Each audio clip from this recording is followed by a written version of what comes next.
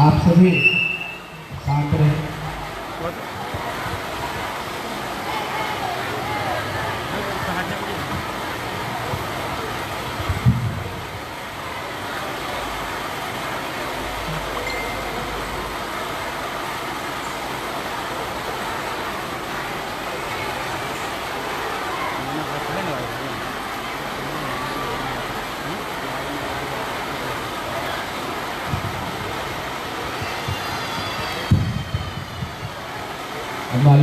माल्यार्पण के बाद आप सभी बैठ जाएं।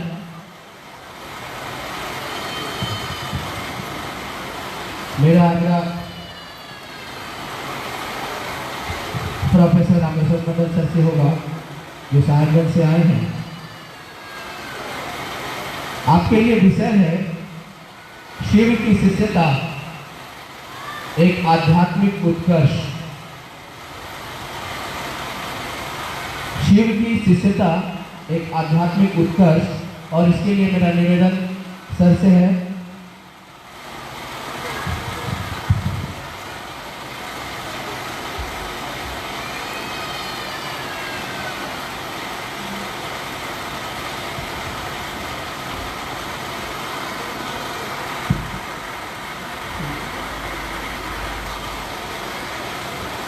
अपने गुरु भगवान शिव के चरणों में प्रणाम निवेदित है। इस कालखंड के प्रथम श्री शिष्य वरेण्य गुरु भ्राता साहब श्री हरिंद्रानंद जी और हम सबों की शक्ति स्वरूपा दीदी नीलमानंद के चरणों में प्रणाम है। आज के इस बैठक में उपस्थित आप सभी भाई बहनों के चरणों में प्रणाम है।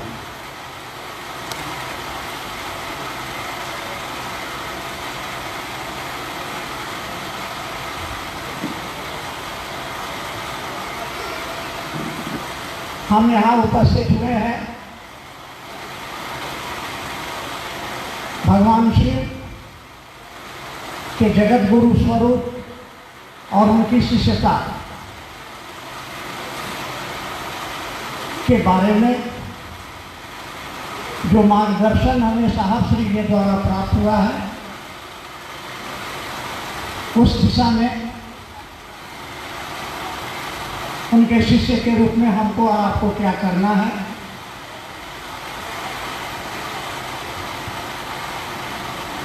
तो इसके पूर्व की शिव शिष्यता के उत्कर्ष के बारे में दो बातें करूं। एक दो मेरी आपसे सवाल है, जिज्ञासा है, बुरा ना मानेंगे। शिव कौन है, आपका उत्तर चाहिए। शिव कौन है? शिव कौन है? आपको जवाब देना है। सब लोग मौन है। शिव कौन है? देखिए, आप, मेरा ख्याल है कि यहाँ सारे लोग शिव शिष्य ही उपस्थित हैं कि नहीं हैं?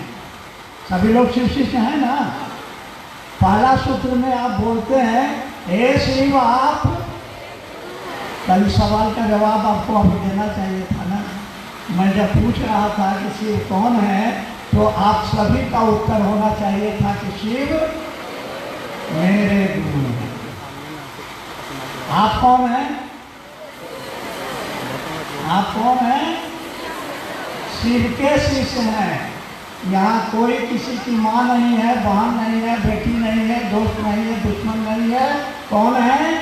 हम सभी शिव शिष्य हैं, और इसीलिए हम सभी भाई बहन हैं। गुरु भाई गुरु बहन।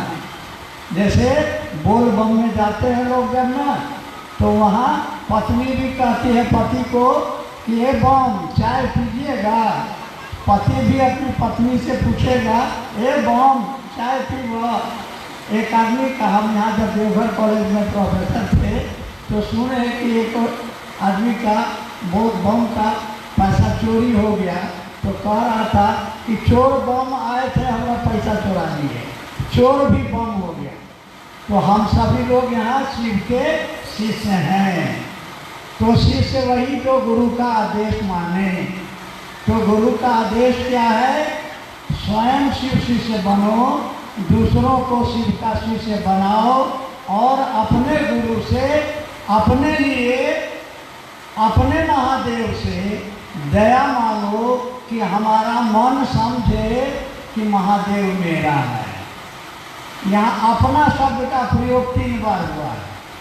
अपने गुरु से अपने लिए दया मांगे कि हमारा मन समझे कि महादेव अपना है, मेरा है।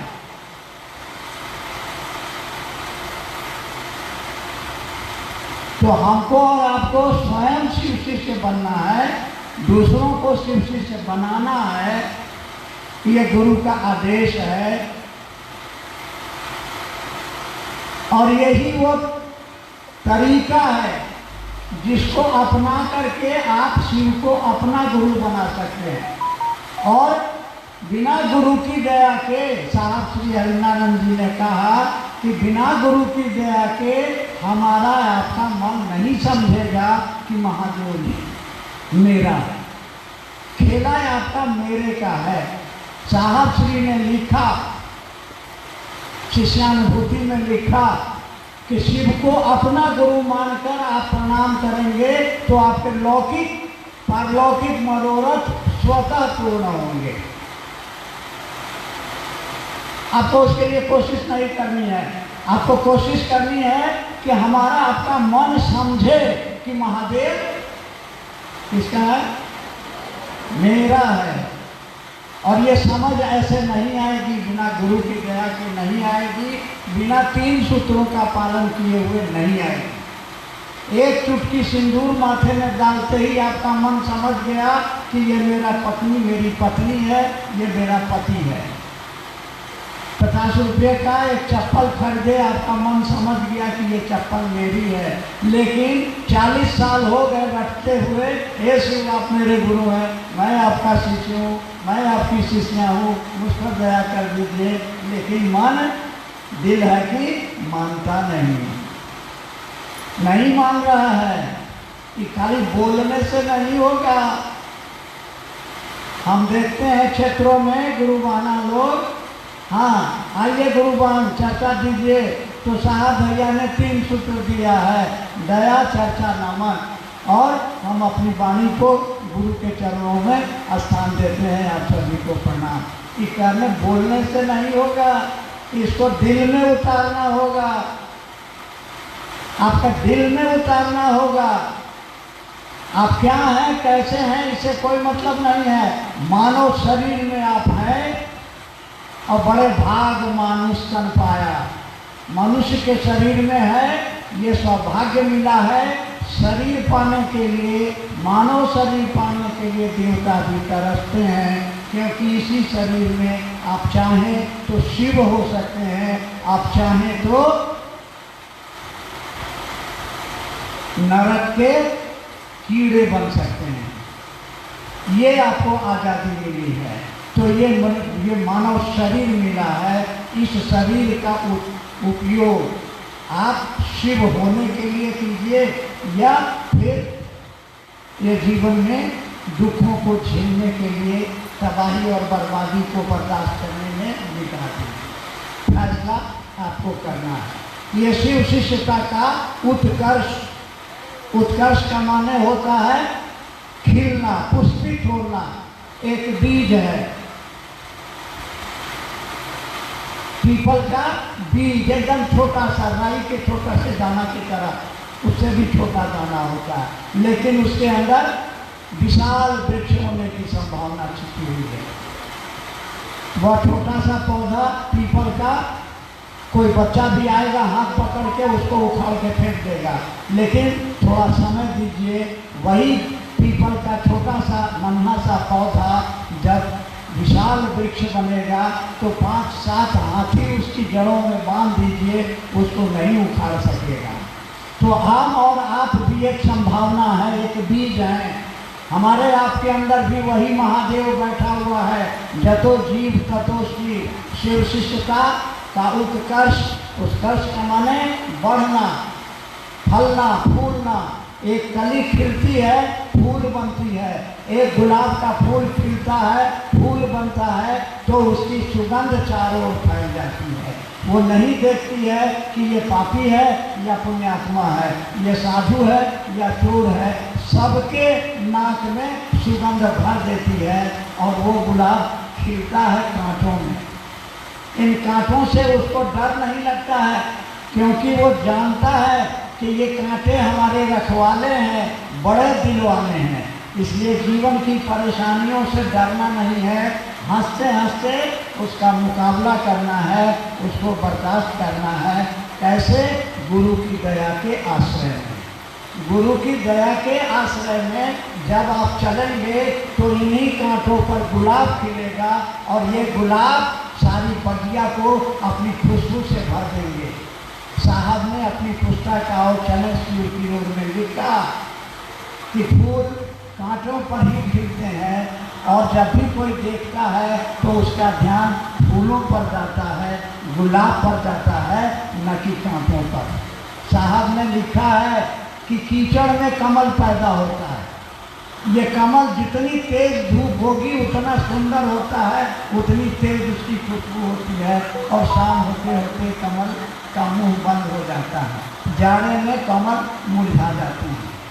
तो कमल की तरह शिव शिष्यों को जिस स्थिति में है, जहाँ है, कोई साधना, कोई उपासना, कोई व्रत, कोई त्यौहार नहीं, आप मनुष्य हैं, मात्र मनुष्य हैं। यही आपका शर्त है शिव को अपना गुरु बनाने के लिए। तो शिव की शिष्यता का उत्कर्ष क्या होगा? आप जो हैं, किस जात के हैं, क्या धर्म आपका है, क्या खाते हैं, क्या पीते हैं, कहाँ रहते हैं, आस्तिक हैं कि नास्तिक हैं, शाकाहारी हैं कि मांसाहारी हैं, मनुष्य हैं। आपको पैदाइशी हक है शिव को अपना गुरु बनाएं, क्योंकि वही आपके अंदर शिव भाव को, शिष्य भाव को शिव भाव में बदलने की ताकत रखते हैं। आपको जानना होगा ये शिव क्या है, आपको जानना होगा कि आप क्या हैं। हमारे धर्म शास्त्रों में कहा कि शिव उस सूक्ष्म परम चैतन्य सत्ता को कहा गया जिसके अंदर इतनी शक्ति है कि उसकी इच्छा मात्र से जगत बनता है, रहता है और फिर विनाश को प्राप्त होता है। उसको शिव कहा गया, ईश्वर कहा गया, आत्मा कहा गया, परमात्मा कहा गया। उसी को महेश्वर कहा गया। ईश्वर का अर्थ होता है नियंत्रक और शिव है महेश्वर, क्योंकि वो महानियंत्रक है। तो महानियंत्रक के रूप में उनके अंदर जो शक्तियाँ हैं वो सारी शक्तियाँ उनकी हैं। ये सृजन की शक्ति, ब्रह्मांडी शक्ति, पालन की शक्ति, नारायणी शक्ति, विनाश की शक्ति, रुद्राणी शक्ति, इन सभी शक्तियों के धारक शिव हैं। यह शक्ति शिव से है। और एक शक्ति उनके अंदर है और वह है उनका दया भाव, अनुग्रह भाव और उनका गुरु भाव। ये तीन शब्द अलग अलग हैं, लेकिन अर्थ एक ही है कि यही वो दया भाव है, यही वो गुरु भाव है, यही वो अनुग्रह भाव है, जिसकी मदद से वह शिव गुरु के रूप में जीव को शिव बनाते हैं। जो आपके कर्म फलों को दग्ध करते हैं, जला देते हैं। तुलसीदास जी ने लिखा, भाभी ने पिछा कहीं त्रिपुरारी। अन्य किसी देवी देवता में ये ताकत नहीं कि जो आपके प्रारब्ध कर्म फलों को नष्ट कर दे। केवल शिव गुरु के रूप में आपके कर्म फलों को नष्ट करते हैं, आपको एक सुंदर जीवन जीने का अवसर देते हैं, आपको जीव से शिव बना देते हैं। तो उस महेश्वर शिव को ही हमारे धर्मशास्त्रों में महादेव कहा गया। साहब श्री ने कहा कि महेश्वर की समस्त शक्तियों का सुंदरतम प्रकटीकरण महादेव के रूप में है। और महादेव आपकी इच्छाओं की, वो लौकिक हो या परलौकिक हो, दोनों पूरा करने की शक्ति रखते हैं। वो गुरु के रूप में आपको जीव से शिव बना देते हैं। अब उस महादेव का चेला कैसे बना जाए, इसके लिए अब तक जो हमारे 10,000 वर्षों में किताबों में आया कि शिव गुरु हैं, आदि गुरु हैं, गुरुओं के गुरु हैं, जगत के गुरु हैं, लेकिन 1980 के दशक के पहले किसी व्यक्ति ने नहीं कहा कि आप शिव को अपना गुरु बनाइए। साहब श्री हरिनारायण जी वो इस कालखंड के प्रथम व्यक्ति हैं जिन्होंने शिव को अपना गुरु मानकर जांचा, परखा, और तब उन्होंने कहा, लोगों को कहा कि हमने गुरु मान करके देखा है, वह महादेव कागज का गुरु नहीं है, वो सचमुच में गुरु का काम करते हैं। हमने शिव को गुरु मान करके देखा है, आप भी उनको अपना गुरु मान के देखिए। क्योंकि मनुष्य के जीवन का जो सर्वोच्चतम लक्ष्य है, जो उत्कर्ष है, एक मनुष्य को क्या होना, आज नहीं तो कल हम मौत के मुहाने पर खड़े हैं और एक दिन शरीर को छोड़ के चले जाएंगे। साहब ने हमको क्या संदेश दिया कि शिव शिष्य बनिए, इस जगत में रहिए, लेकिन जगत का होके मत रहिए। ये शिष्यता का उत्कर्ष है, आप जगत में रहिए लेकिन जगत।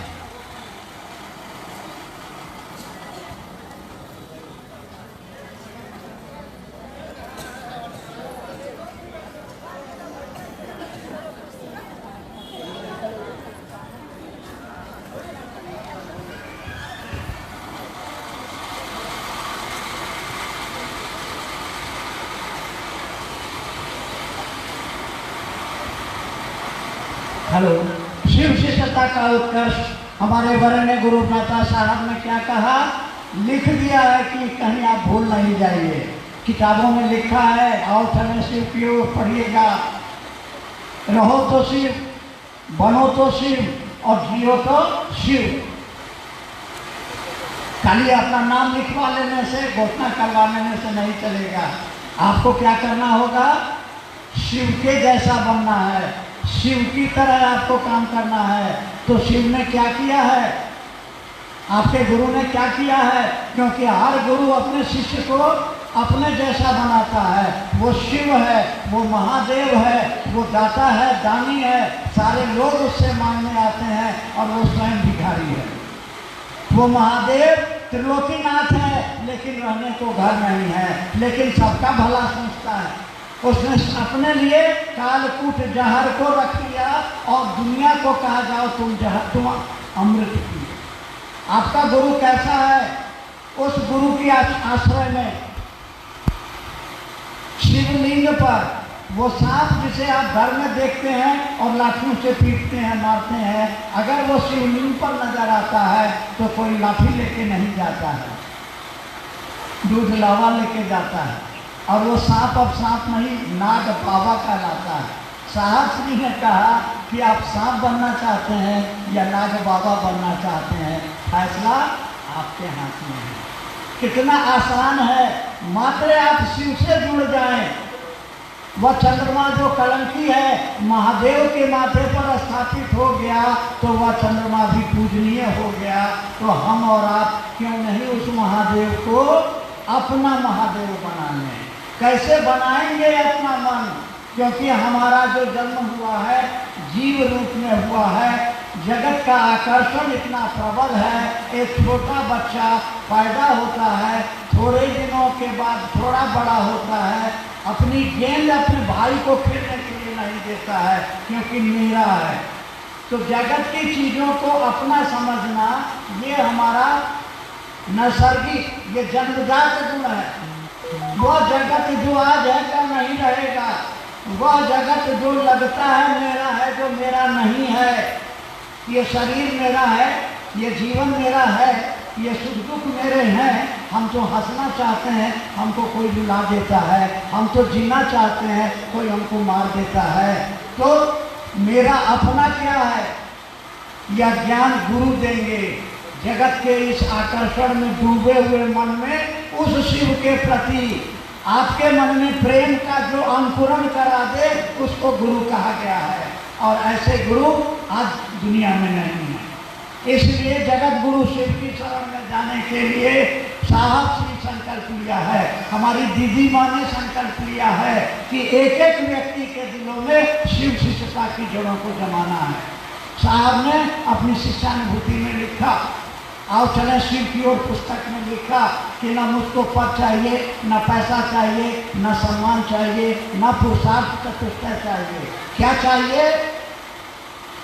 एक एक व्यक्ति के दिलों में शिव शिष्यता की जड़ें जमा सके, एक एक व्यक्ति शिव का शिष्य बने, ताकि उसके जीवन में फूल खिले, उसकी खुशबू से घर, समाज, परिवार और पूरा विश्व सुगंधित हो जाए। आपस में हम और आप प्रेम से रहें, भाईचारे से रहें, एक दूसरे के सुख दुख में काम आए। राम करे ऐसा हो जाए, मेरी निंदिया तोहे लग जाए, मैं जागूं तू सो जाए। ये है शिव शिष्यता का चरम उत्कर्ष। ऐसा भाव हमारे अंदर आ जाए, हम यथार्थ में शिव शिष्य बने, तो यथार्थ में जो शिव शिष्य होगा उसका लक्षण क्या होगा? साहब ने कहा अहंकार और हठ, ये आपके अध्यात्म के रास्ते में सबसे बड़े बाधक हैं। अगर आप में अहंकार है, अगर आप में हठ है, अगर आप में ऐसी चीज़ें हैं, तो आप अध्यात्म में नहीं बढ़ सकते हैं। तो क्या चाहिए?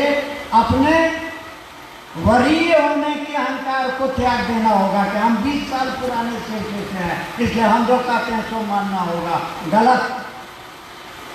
आज जिसने शिव को माना है और जो 20 साल, 25 साल, 50 साल से शिव को गुरु मान के बैठा है, गुरु की दृष्टि में दोनों को समान अधिकार है। दोनों शिव के शिष्य हैं। किसी को डांटने का, किसी को फटकारने का अधिकार गुरु ने नहीं दिया है। तो गुरु यथार्थ में शिव शिष्य कौन होगा? तो जो समाज और गुरु के सामने विनीत होगा, जो शिव का अनुचर होगा, वह शिव जो सादगी की, साधुता की मिसाल है, पराकाष्ठा है। कहा जाता है कि अन्य देवताओं के दास होते हैं, लेकिन शिव के गण होते हैं। शिव का आभूषण क्या है? तो उनके गण हैं। शिव कहते हैं कि मैं तुम्हें अपना दोस्त समझता हूँ, तुम मुझको अपना भगवान समझते हो। मैं दोस्त हूँ। और आप देखिए, महादेव से कहिए, आप जो कहते हैं महादेव पूरा करते हैं। बगल में देवघर है, बाबा धाम। लोग मानता है, बेटा मानता है तो बेटा होता है, बेटी की शादी नहीं हो रही है, बेटा को नौकरी नहीं हो रहा। आज हमारे क्षेत्रों में हमको सूचना मिलती है कि किसी ने शिव को गुरु मान लिया और कहा कि हमारे बेटे को नौकरी मिलेगी तो चर्चा करा देंगे, और नौकरी लग जाती है और लोग चर्चा कराते हैं, गश्ती चर्चा, यानी महादेव सुनते हैं। आप भी कहिएगा, साहब ने क्या कहा? उस महादेव से कहो, महादेव से कहो। हम लोग आदमी को कहते हैं, क्षेत्र में जाते हैं, चर्चा स्थल में जाके बोलते हैं, अपने महादेव को नहीं कहते हैं, हे महादेव ऐसी दया कीजिए कि मेरा मन समझे कि आप, ये समझ हमारे अंदर आ जाए शिव शिष्यता का चरम उत्कर्ष। क्योंकि आपका समझ आ जाए कि शिव मेरा है, तो जीना तेरे लिए, मरना तेरे लिए। और जो गुरु ने कहा है वो काम ईमानदारी से करेंगे, व्यापार नहीं बना लेंगे, इसको अपनी आमदनी का जरिया नहीं बना लेंगे। क्योंकि साहब दुखी थे। हमने कहा कि लोगों को शिव से जोड़ो, और तुमने अपने से लोगों को जोड़ लिया कि ये कौन है? कि मंडलवा का आदमी है, ये कौन है? तो फलाना का आदमी है। आपको शिव से जोड़ना था, आप क्षेत्र से जोड़ गए। हमको शिव शिष्यता का उत्कर्ष क्या होगा? यानी फूल खिलेगा, शिव शिष्यता का फूल खिलेगा, उसकी सुगंध फैलेगी, तो क्या होगा? साहब ने कहा कि तुम नायक बनो, नेता नहीं। समाज के साथ रहो, लोगों को आगे बढ़ाओ, लोगों के दिलों में शिव को प्रतिष्ठित करो। ये सारी धरती शिवमय हो जाए, प्रेम की सुगंध से भर जाए। हमारी शिव शिष्यता का उत्कर्ष यही है। उन्होंने आओ चले शिव की ओर में लिखा कि ये जो शिव शिष्यता की धारा बह रही है, यह शिव की दया के अतल गहराइयों में अकल माने जिसका कोई कले नहीं है, उसमें निरंतर समाहित होती है। जन्म जन्मांतरों तक, आने वाले जन्मांतरों तक लोगों के जीवन में शिव गुरु के रूप में जिए, फूले, फले और मानवता सुगंधित हो जाए। इसी में शिष्य के रूप में हमारा और आपका जीवन कृतार्थ होगा, हमारे और जीवन की सफलता होगी। हमारे और साहब दीदी का संकल्प, उस दीदी का जिन्होंने मर मर के गुरु कार्य किया और करते करते अपने शरीर को छोड़ा, उस साहब श्री हरिनानंद जी का जो पारस हॉस्पिटल में गए हैं, जहाँ जिंदगी और मौत की लड़ाई चल रही है, वहाँ उनके मन में आया कि मुझको देखने इतने गुरु भाई आए, राजेश उनके लिए पानी की व्यवस्था करो, उनके लिए सत्तू की व्यवस्था करो, लोग धूप में खड़े हैं। फिर कहा कि जाओ 3 सूत्र लाओ, और जितने यहाँ पेशेंट हैं, जितना यहाँ पर हॉस्पिटल में काम करने वाला है, डॉक्टर है या कर्मचारी है, सबको 3 सूत्र दो। ये है हमारे आदर्श, हमको और आपको इसी ऊंचाई पर अपने मन को ले जाना है। यही है शिव शिष्यता का सचमुच। आज हमारे जितने यहाँ गुरु भाई गुरु बहन आए हैं, आप सभी के चरणों में मेरा प्रणाम है। इस निवेदन के साथ कि हम अपने कर्म से, अपनी बोली से, अपने व्यवहार से ऐसा कोई काम गुरु की दया से न करें जिससे हमारे गुरु का नाम कलंकित हो। क्या करें? ऐसा बने कि आपको देखकर, आपको सुनकर, आपका चाल ढाल देख करके लोगों के दिलों में ये भाव पैदा हो कि हम भी शिव को अपना गुरु बनाएंगे। इन शब्दों के साथ आप सभी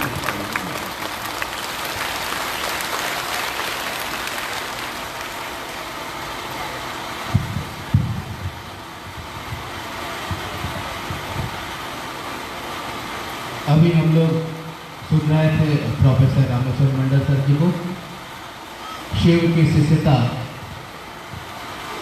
एक आध्यात्मिक उत्कर्ष, इस विषय पर हम सबों से बात कर रहे थे। अब आगे चलेंगे। आगे हम लोग इतनी देर से दीदी की प्रतीक्षा में बैठे थे, उनको सुनने की प्रतीक्षा में बैठे थे। दीदी हम लोगों के बीच उपस्थित है और कुछ ही देर में हम लोगों के बीच आएंगे और हम लोगों से बात करेंगे। आपकी जिज्ञासाओं का भी समाधान आग्रह करूंगा उनसे कि करें। उससे पहले मेरा आग्रह स्थानीय भाई छोटेलाल जी से होगा। एक भजन हम सबको आप सुनाए, एक शिव गुरु भजन। भाई छोटेलाल जी।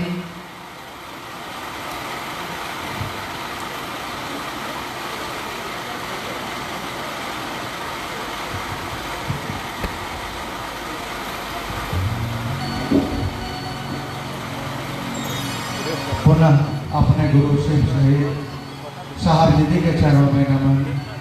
आप सभी पंचन गुरु भाई गुरु भाई तमाम सुनने वाले आदमियों के चरणों में नमन। अपने अपने चरणों में मेरा नमन स्वीकार।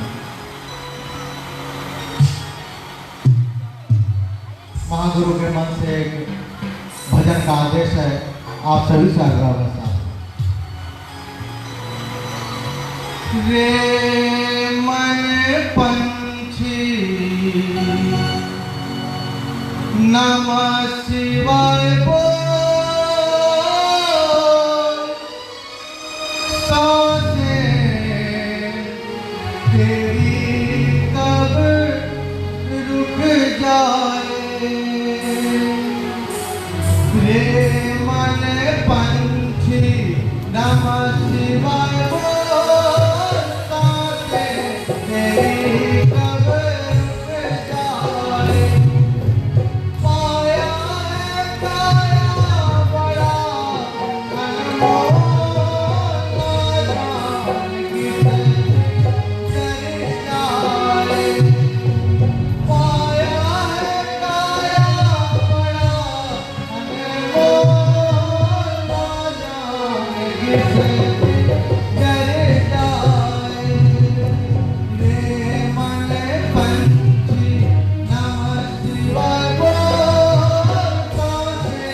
तेरी कब रुक जाए रे मन पंछी नमः शिवाय बोलता है तेरी कब रुक जाए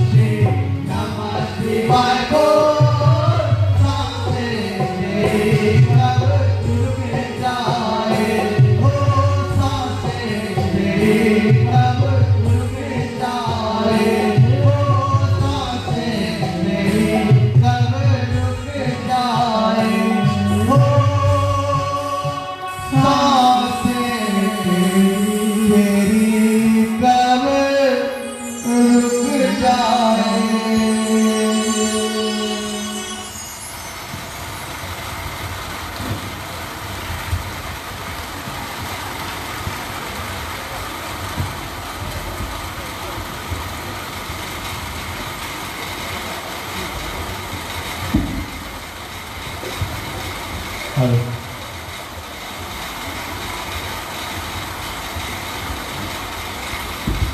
अभी हम लोग एक भजन सुन रहे थे भाई छोटेलाल जी से।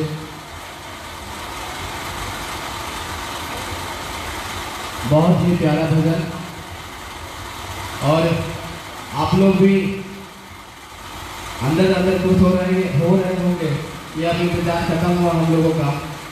सही में हम लोगों के इंतजार की घड़ी आज खत्म हुई। हम लोग सुबह से इनको सुनने के लिए यहाँ बैठे हैं। मेरा आग्रह वर्षा दीदी से होगा, आप आए और आपके लिए अनुकंपा का जो विषय है, आपके लिए विषय निर्धारित है, आओ चले शिव की ओर। और शिव गुरु पर जिज्ञासाएं एवं समाधान, तो बहुत सारी जिज्ञासाएं भी आपकी आई हैं।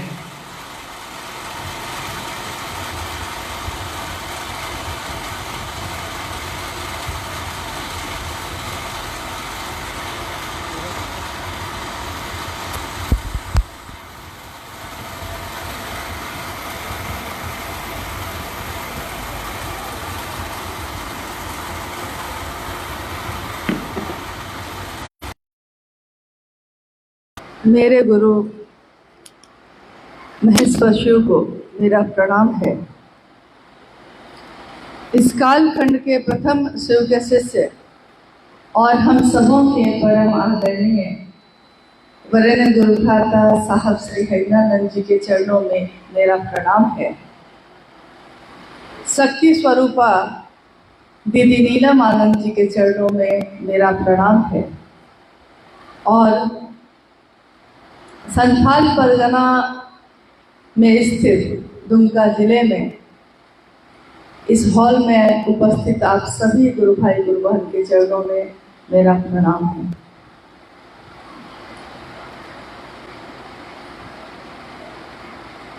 दुमका एक ऐसा स्थान है जहाँ कुछ वर्षों से, लगभग 15 से 17 वर्ष हो गए, शिव गुरु कार्य शुरू है और लगातार इसको गति मिल रही है। उस गति में शामिल आप सभी लोग जो यहाँ उपस्थित हैं, जैसा मुझे बताया गया कि दुमका जिले के अलग अलग गांवों में रहने वाले लोग हैं, ग्रामीण और शहरी दोनों जगह के लोग हैं। अभी मुझसे पहले जब मंडल सर आप लोगों से बात कर रहे थे, मैं सुन रही थी, उन्होंने एक प्रश्न किया आपसे, हम सबों से, कि महादेव कौन है। तो हम में से सारे लोग चुप थे, जवाब नहीं दे रहे थे। ये तब होता है जब हमारे मन में ये स्पष्ट नहीं होता है कि हम अपने इस रूप को नहीं देख पा रहे हैं या महादेव के उस रूप को नहीं देख पा रहे हैं। आप अपने बच्चा को स्कूल में लेके जाते हैं जब, तो मास्टर पूछता है कि ये कौन है, तो आपके मन में कोई संशय नहीं है, आपको पता है ये कौन है। तो आप क्या कहते हैं? मेरा बेटा है, कहते हैं ना। डॉक्टर से दिखाने ले गए हैं अपनी माँ को। डॉक्टर पूछता है ये कौन है, तो हम कहते हैं कि मेरी माँ है, मेरी माँ। लेकिन जब हम ये पूछ रहे हैं कोई भी, क्योंकि महादेव के तो अनेक रूप हैं, एक महादेव है, लेकिन वो महादेव दुनिया के लोगों के द्वारा अलग अलग रूपों में पूजित है। जैसे यहाँ से एकदम नज़दीक में देवघर जिला है, तो देवघर में जो मंदिर है महादेव का, वो किस नाम से प्रसिद्ध है? हम लोग कहते हैं ना कि बाबा धाम जा रहे हैं, लेकिन वो वैद्यनाथ मंदिर के नाम से प्रसिद्ध है। जानते हैं ना आप लोग? यानी वैद्य मतलब जो नहीं जड़ी बूटी सब जो देते हैं जंगल उंगल में, जड़ी बूटी या पत्ता से दवा कर देते हैं, उन सब के भी नाथ कौन है, उसके भी गुरु कौन है, उसके भी ईश्वर कौन है? तो उनको दुनिया ने कहा कि ये महादेव का एक रूप है, वैद्यनाथ का। काल को भी जिससे डर लगता है वो कौन है? तो दुनिया ने कहा कि महाकाल है वो। और हमारे वरेण्य गुरु भ्राता ने कहा कि वही महादेव जो ईश्वर है, जो महेश्वर है, जो महाकाल है, जो वैद्यनाथ है, लेकिन उसका एक रूप और है, जगत गुरु शिव का रूप। और हम उस महादेव से किस रूप में जुड़े हैं? शिष्य के रूप में। वो महादेव गुरु हैं और हम क्या हैं? उनके शिष्य हैं। तो जैसे ही हमसे और आपसे कोई पूछता है कि महादेव कौन है, तो हमारे मुंह से सबसे पहले यही निकलता है कि मेरे गुरु हैं, मेरे गुरु शिव। हाँ, वो शिव ईश्वर भी है, वो शिव वैद्यनाथ भी है, लेकिन वो शिव मेरा कौन है? तो गुरु है। क्या करें? अब गुरु कोई भी होगा। आध्यात्म के जगत में गुरु शरीर में भी हो सकते हैं, सदगुरु भी हो सकते हैं, लेकिन गुरु कोई भी होगा, वो आपको हमको कहाँ पहुंचाएगा? पहुंचा के कहाँ ले जाएगा? ईश्वर के पास, ईश्वर से मिलाएगा। क्योंकि एक आदमी का, एक इंसान का उस महादेव से एक हो जाना ही उसका सबसे बड़ा आध्यात्मिक उत्कर्ष है। सबसे ऊपर जाने पे क्या हो सकता है? पहाड़ पे चढ़ते हैं, तो पहाड़ पे चढ़ते चढ़ते आप देखे होंगे कि पहाड़ जब आप चढ़ते हैं तो बहुत जगह होती है, इधर से भी जा सकते हैं, उधर से भी जा सकते हैं, लेकिन जैसे जैसे आप ऊपर जाते हैं तो जगह कम होती जाती है। पहाड़ की चोटी जो होती है, जगह कम होती जाती है, और आपकी मंजिल जो है धीरे धीरे आप समझ जाते हैं कि मंजिल कहाँ है, और उसकी चोटी पे पहुँचते हैं, पहाड़ के ऊपर। तो जब पहाड़ के ऊपर पहुँच जाते हैं तो एक ही जगह होती है ना चोटी, चोटी जगह अलग अलग जगह नहीं होती है, चोटी एक ही जगह होगी। पहाड़ पे पहुंचने के बाद हमको लगता है कि अब हम लोग सबसे ऊपर आ गए। अब अगर चलना चाहेंगे तो ऊपर तो अब चल नहीं पाएंगे, फिर नीचे ही चलना पड़ेगा। पहाड़ पे चढ़ के जब चोटी पे पहुंच गए हैं तो फिर नीचे ही चलना पड़ेगा ना, उसके ऊपर तो आसमान में तो चलने आता नहीं है हम लोग को। यही है जीव से शिव होना और उसी शिव का फिर से जीव के पास आना। यानी महादेव की इच्छा से ये दुनिया बनी, ये सृष्टि बनी, और जब सृष्टि में एको हम बहुश्याम, मैं एक से अनेक हो जाऊं, जब ये हो गया, दुनिया में लोग ही लोग हो गए, शिव की कितनी रचनाएं हो गई, तो एक दिन ये फिर से कहाँ लौटेगा, कहाँ चलेगा, किस तरफ चलेगा? तो उसी पहाड़ की चोटी पे फिर से लौटेगा। और ये लौटाता कौन है? तो वही महादेव गुरु के रूप में हमको रास्ता दिखाते हैं। क्योंकि हम लोग हैं सामान्य लोग भाई, साधारण लोग हैं, हम लोग को क्या आता है? साधना करने आंख बंद करके बैठते हैं तो मन भटक जाता है, माला लेके जप करने नमः शिवाय से बैठते हैं तो माला आंखें बंद हो जाती है, माला छूट जाती है। 4 दाना आगे बढ़ाए हैं, 5वें दाने पे जाके मन भटक गया, मतलब कि माला पे जप भी नहीं हो रहा है।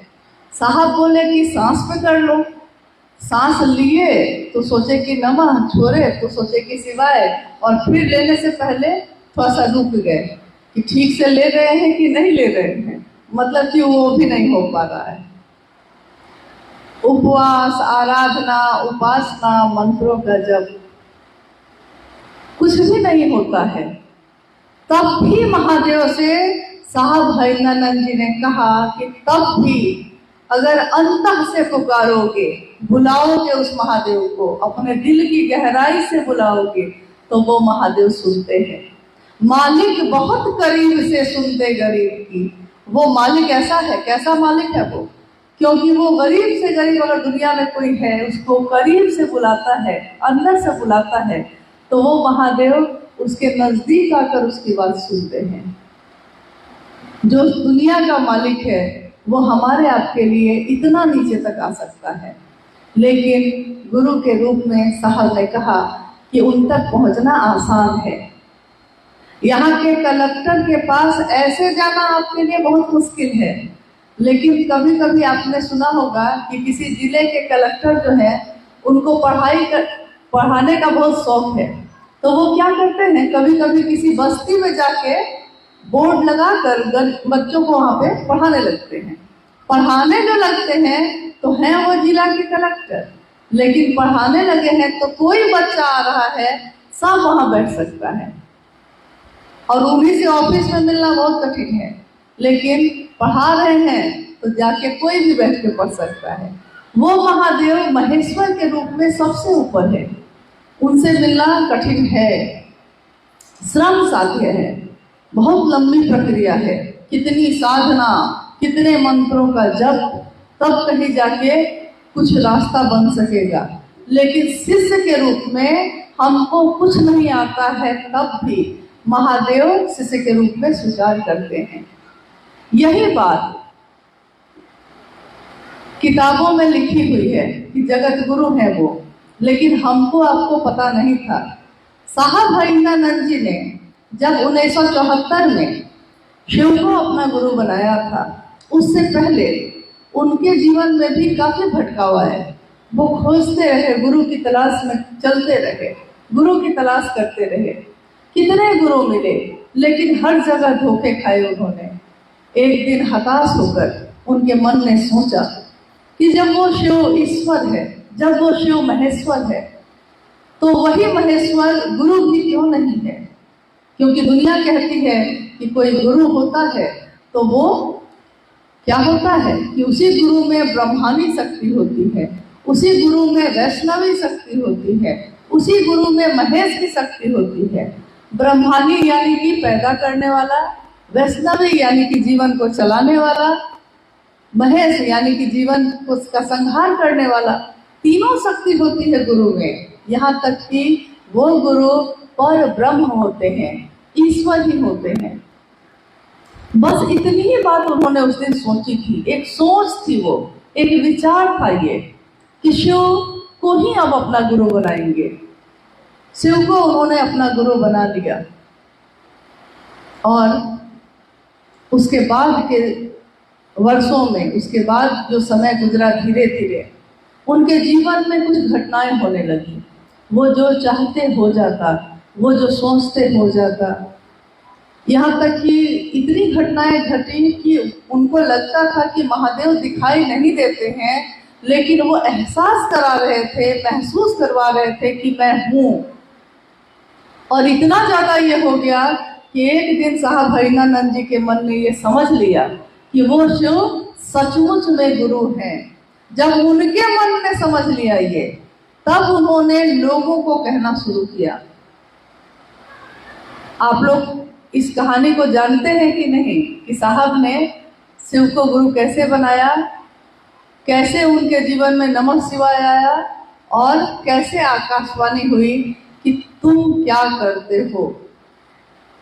देखिए, अभी अभी जो प्रश्न पे हम लोग बात कर रहे थे, उसका उत्तर इस घटना में भी है। आकाशवाणी हो रही है और सुबह की बेला है, अभी सूर्योदय हुआ नहीं है। साहब बैठे हैं अकेले, आवाज आती है कि तुम क्या करते हो। साहब बाद में कहते हैं हमेशा कि उस दिन मैं डिप्टी कलेक्टर था, मधेपुरा से बेगूसराय आया था और बेगूसराय में रात में जिनके यहाँ रुका था उन्हीं के अहाते में, उन्हीं के कैंपस में सुबह में कुर्सी लगा के बैठा हूँ। 4 साढ़े 4 का समय है और कहीं कोई नहीं है, आवाज आती है। साहब ने कहा कि मैं किसी का बेटा था उस दिन, मैं किसी का पति था उस दिन, मैं किसी का पिता था उस दिन, मैं किसी का दोस्त था, मैं खुद लौकिक जगत में डिप्टी कलेक्टर था। लेकिन जब आवाज ने पूछा कि तुम क्या करते हो, तो मैंने उत्तर क्या दिया था? साहब ने उत्तर में क्या बोला कि मैं क्या करता हूँ? उन्होंने उत्तर दिया कि मैं शिव शिष्य बनाता हूँ। देखिए, हालांकि बाद में वो कहते कि यही कह के तो मैं फंस गया, मैं कुछ और कहता तो शायद ये काम मुझको नहीं मिलता, लेकिन मैंने न जाने क्यों ये कहा कि मैं शिव शिष्य बनाता हूँ, शिव शिष्य बनाता हूँ। आवाज ने कहा कि जो तुम करते हो वही दूसरे को करने को कहो। तब साहब ने कहा कि मैं क्या करता हूँ, तब उन्होंने सोचा कि मैं क्या करता हूँ। तो उनको याद आया कि मैंने क्या किया, मैंने पहले शिव को अपना गुरु बनाया और अब मैं दूसरे को शिव शिष्य बना रहा हूँ। मतलब स्पष्ट हो गया कि काम क्या है। गुरु की दया गुरु आदेशित अनुसार करने भर से मिलती है। गुरु की दया यानी गुरु ने जो आदेश दिया है उतना ही करने से गुरु की दया हो जाती है। कैसे? एक आश्रम में गुरु और शिष्य की परंपरा थी। उसमें एक बालक आया और उसके गुरु बहुत व्यस्त थे उस समय। तो वो आके बोलता है कि मैं आपका शिष्य बनना चाहता हूँ। गुरु व्यस्त हैं, बहुत लोग हैं। फिर बोलता है कि मैं आपका शिष्य बनना चाहता हूँ।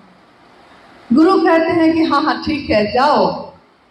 शिष्य कहता है कि क्या करूं जाकर, मतलब अब शिष्य मैं बन रहा हूं आपका, तो गुरु का आदेश क्या है मेरे लिए?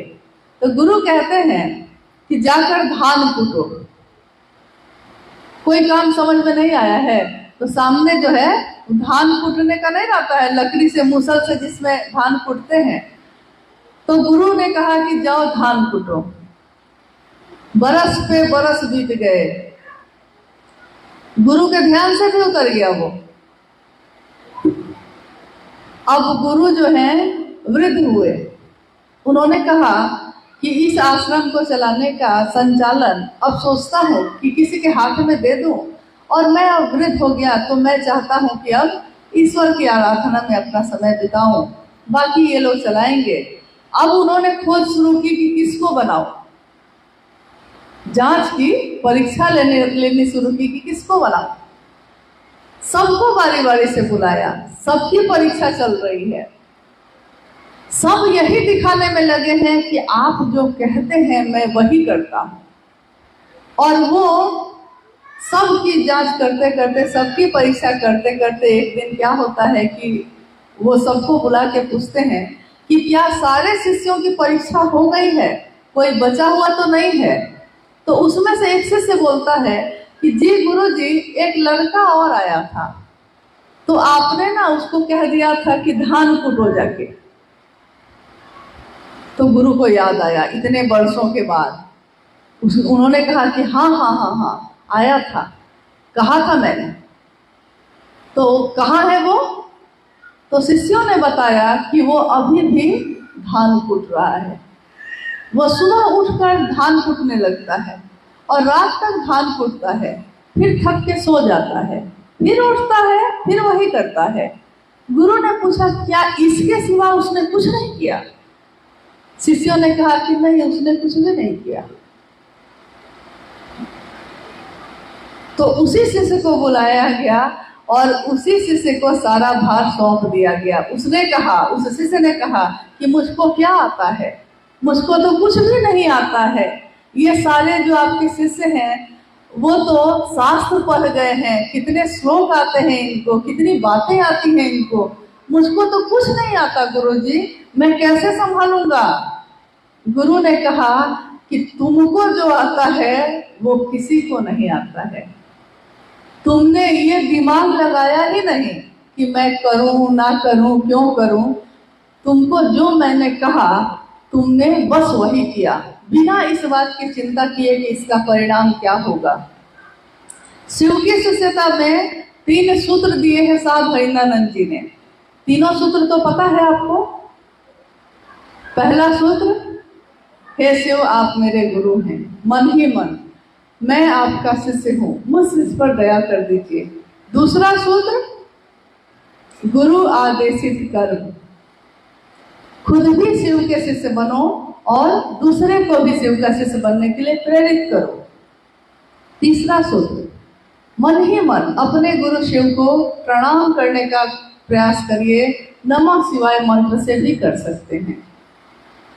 गुरु आदेशित कर्म क्या है इसमें? खुद भी शिव शिष्य बनिए और दूसरे को भी प्रेरित करिए। अब हम लोग आते हैं अपनी स्थिति पे। हम लोग जो सारे लोग आज यहाँ बैठे हैं, आप अपने गांव में, अपने शहर में, अपने घर परिवार में महादेव की चर्चा करते होंगे, तीनों सूत्र करते होंगे, लेकिन हम लोग को उस समय ये याद रखना चाहिए कि हम जो आपसे या आप जो हमसे या किसी से भी आप अपने गुरु शिव की बात करते हैं तो वो आपकी वाणी को सुन रहा है, आपके शब्द को सुन रहा है। जैसे ही आप कहते हैं कि रुकिए थोड़ा आपसे बात करना है, महादेव के बारे में कहना है, वो रुक जाता है। मेरे और आपके लिए नहीं, वो महादेव के लिए रुकता है। फिर आप कहते हैं महादेव को गुरु बना दीजिए, वो गुरु बना लेता है, मेरे आपके कहने से नहीं, क्योंकि हम लोग दुनिया में और भी बात कहते हैं। कितने लोग हम लोग की बात मानते हैं? हम ही से पैदा हुआ बच्चा मेरी बात नहीं मानता, थोड़ा सा बड़ा होता है हम परेशान हो जाते हैं कि मेरी बात ही नहीं मान रहा है। हम ही पैदा किए थे, हम ही बड़ा किए, लेकिन ऐसा नहीं होता। लेकिन कोई अनजान आदमी आपकी बात को सुनता है रुक के, अनजान, आपको जानता भी नहीं है, महादेव की बात सुनता है वैसे लोगों के मुंह से जिनको कुछ नहीं आता। कितने शास्त्र आपने पढ़े हैं, कितने मंत्र का जप आप जानते हैं? हम लोग जानते हैं, हमको कुछ नहीं आता। हम लोगों ने बस इतना ही सुना है, किसी के भी माध्यम से सुना है कि महादेव मेरे गुरु हो सकते हैं और महादेव दूसरे के भी गुरु हो सकते हैं। बस इतना ही काम करना है हमको, न इससे ज्यादा न इससे कम। तो हम लोग दूसरे को शिव की शिष्टता में चलाने लगते हैं। चलते चलते एक मकाम आता है, एक ऐसी जगह आती है जब धीरे धीरे बहुत सारे लोग जुट जाते हैं। जब शुरू होता है तो कोई नहीं होता, लेकिन एक दिन ऐसा होता है कि सैकड़ों, हजारों, लाखों लोग जमा हो जाते हैं। और उस दिन हमारी भी परीक्षा होती है कि क्या हमारी परीक्षा जो महादेव की तरफ से चल रही है, सारी चीजें आपके सामने परोस के रख दी गई हैं और देखा जाता है कि इसमें से वो चुनता क्या है। अपने गुरु को चुनता है कि सम्मान चुनता है, कि पैसा चुनता है, कि सुविधा चुनता है, कि अपनी स्थापना की खोज में निकला है। वो चुनता क्या है? अगर अपने गुरु को चुनता है तो उसका सर सबके सामने झुकेगा, सबके सामने झुकेगा। लेकिन अगर अपनी स्थापना की भूख हो जाएगी तब ऐसा नहीं होगा। तो ये रास्ता प्रेम और समर्पण का है। अभी सावन का महीना चल रहा है, एक निष्ठता की बात जब आती है, सावन का महीना, महीने तो बहुत सारे हैं, 12 महीने हैं साल में, लेकिन हर बारिश होती है और बारिश का मौसम साहब को हमेशा से बहुत पसंद रहा है। तो बारिश की मौसम जब होती थी तो साहब कहते कि ये ऐसा मौसम है जब हर भावना बहुत ज्यादा तेज हो जाती है। विरह है तो विरह की भावना तेज हो जाती है, प्रेम है तो प्रेम की भावना तेज हो जाती है, समर्पण है तो समर्पण बढ़ जाता है। कुछ मौसम ऐसे होते ही हैं और इस मौसम को दुनिया के लोगों ने कहा कि ये महादेव का मौसम है, एक ऐसा मौसम। हालांकि शिव के शिष्यों के लिए हर दिन सावन का दिन है। उनका मन उस शिव की दया से भीगता ही भीगता है, शिव की दया से आर्द्र होता है, भीगता है। आपने देखा होगा कि सावन के महीने में लोग कांवड़ पे जल लेकर संकल्प लेते हैं और शिवलिंग पे जल चढ़ा देखा होगा।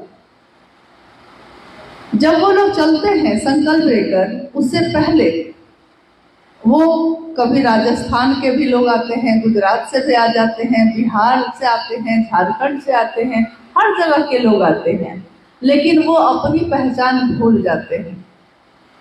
सब क्या कहते हैं? बोल बम बोल बम। अलग अलग जाति के लोग आते हैं, अलग अलग जाति रास्ते पे चलने लगते हैं, शिव के जल का संकल्प अपने हाथों में लेते हैं, तो उस रास्ते पे चलते चलते उनके मन से ये सारे विचार हट जाते हैं कि हम लोग किस धर्म के हैं, कि हम लोग किस जाति के हैं, कि हम लोग किस राज्य से आए हैं। याद रहता है? किसी को, बच्चा को भी बच्चा बम कहते हैं, बड़े को भी बड़ा बम कहते हैं। कोई आगे चला गया है तो इंजन बम कहते हैं, कोई पीछे चला गया है तो मालगाड़ी बम कहते हैं, कुछ ना कुछ कहते हैं, लेकिन सबके होठों पे मुस्कान होती है, पैरों में छाले होते हैं और होठों पे मुस्कान होती है। ये जीवन कैसा है? ये 3 और 4 दिनों का जीवन, ये कैसा जीवन है? शिव के नाम का संकल्प हाथों में है, चल रहे हैं तो ठोकर नहीं मिल रही है, मिल रही है ना, पैरों में छाले पड़े हैं ना, कितने लोगों के नाखून उखड़ जाते हैं, खून से भर जाते हैं, तब भी नहीं रुकते। तो जब ये 3-4 दिन की यात्रा में हम अपने मन की सारी संकीर्णता भूल सकते हैं, हमारा मन शिव पे केंद्रित है, इसलिए हम रास्ते की ठोकर की भी परवाह नहीं करते, मेरे पैर खून से भर जाए तब भी परवाह नहीं करते, कौन दूसरा क्या कर रहा है रास्ते में उसके तरफ देखते तक नहीं। तो यहाँ तो सारे जीवन के लिए साहब हरिंदानंद जी ने एक रिश्ता बनाया है, गुरु और शिष्य का रिश्ता। शिष्य कौन होता है? जो गुरु के आदेश अनुसार रहे, जो गुरु के आदेश के अनुसार ही रहे, फिर किसी और का वो नहीं हो सकता है। गुरु का हो गया है तो गुरु का हो गया है, फिर आप भी मुझको चलाइएगा, वो भी चलाएंगे, वो भी चलाएंगे, ये नहीं होगा। किसी एक का ही होके रहता है, सबके हम नहीं हो सकते। मेरे गुरु क्या चाहते हैं, मेरे गुरु की खुशी क्या है, शिष्य वही देखता है, बस वो गुरु के तरफ ही देखता है। और अगर उसका मन उस गुरु पे टिका रह जाए तो उसके जीवन में भी झंझावात आते हैं, उसके जीवन में भी तूफान आते हैं। कभी उसके पास गरीबी आती है, कभी अमीरी आती है, कभी सुख आता है, कभी दुख आता है, ठोकरें ही ठोकरें मिलती है, लेकिन तब भी उसके होठों पे मुस्कान होती है। वही बात है, पैरों में छाले हैं लेकिन होठों पे मुस्कान है, क्योंकि दिल में शिव के दया पाने की चाहत है, शिव के नाम का दिया जल रहा है।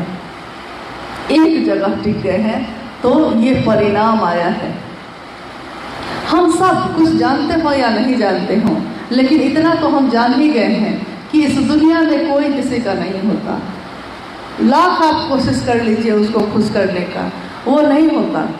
आज 4 दिन आपसे खुश रहेगा, 5वें दिन सबसे ज़्यादा खराब वही आपके लिए बोलता है, फिर 5 दिन के बाद फिर ठीक हो जाएगा, लेकिन अगले पल क्या होगा कुछ नहीं जानता है कोई एक रिश्ता ऐसा नहीं है जिससे खुशी ही खुशी मिले, कोई ऐसा रिश्ता नहीं है जो हमेशा अपना बना रह जाए। कब रूप बदलते हैं, इस रंग बदलती दुनिया में इंसान की नीयत ठीक नहीं। इस रंग बदलती हुई दुनिया में इंसान की नीयत कब बदलती है कुछ पता नहीं चलता, लेकिन इसी दुनिया में रह के इसी ठोकरों और झंझावातों में रह के अगर हमारा आपका मन उस महादेव पे टिका रह जाता है तो फिर हमारा जीवन कब गुजर जाएगा पता ही नहीं चलता है। आप करके देखिएगा इस काम को, और आप अपने अपने क्षेत्र में जहाँ भी जाते हैं रहते हैं। आज हमारे साहब हरिनानंद जी, हमारी दीदी माँ दीदी नीलमानंद जी दोनों शरीर में नहीं हैं, लेकिन ये उनकी ऊर्जा, उनका मार्गदर्शन हर शिष्य के साथ है, वो सबके साथ है।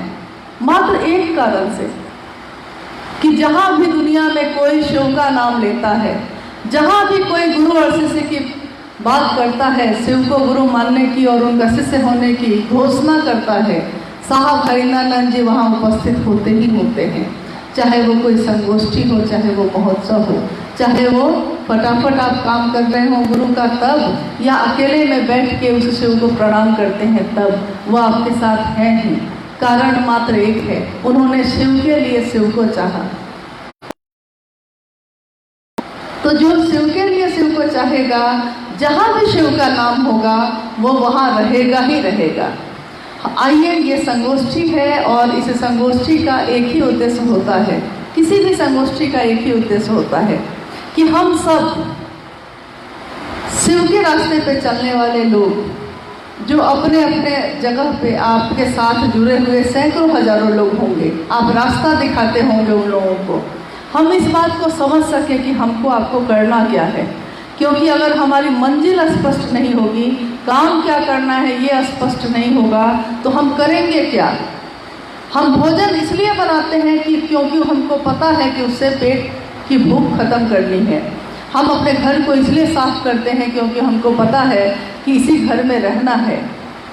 हम पानी की व्यवस्था करते हैं क्योंकि हमको पता है कि प्यास बुझानी है। हम हर काम तभी करते हैं जब हमको पता हो कि इसका रिजल्ट क्या होगा, इसका परिणाम क्या होगा। हम गुरु शिष्य की बात करते हैं, हम अपने गुरु शिव की बात करते हैं, और इसका कारण हमको अगर पता नहीं हो वो क्यों करते हैं, तो इसका परिणाम भी वैसा नहीं होगा जैसा साहब ने सोचा है। उन्होंने साफ कहा था कि संगोष्ठी का अर्थ होता है कि एक भाव से सब उस गोष्ठी में बैठे, सबके मन में एक भाव हो, मेरे गुरु शिव का कार्य कैसे विस्तार पाएगा, ये सोच हो, सबके मन में यही एक सोच हो उस समय, और सबके हृदय में एक ही भाव संचरित होता हो, एक ही भाव की तरंग वहाँ पे मौजूद हो। तो संगोष्ठी में हम आज जो बैठे हैं, ये शिव शिष्यों की संगोष्ठी है।